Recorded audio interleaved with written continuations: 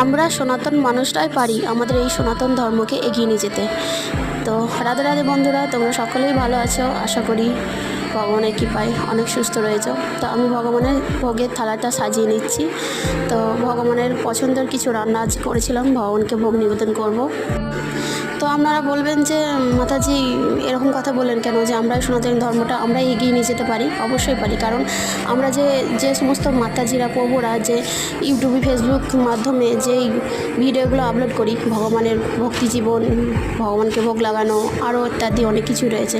তো এগুলো যদি আমরা সবাই মানে মানে দেখি এবং শেয়ার করি, তো অনেক মানুষই জানে না অনেক কিছু, দেখেও তাদের মনের মধ্যে আগ্রহ জাগবে যে আমরাও ভগবানের সেবা দেবো, আমরাও ভক্তি জীবন করব।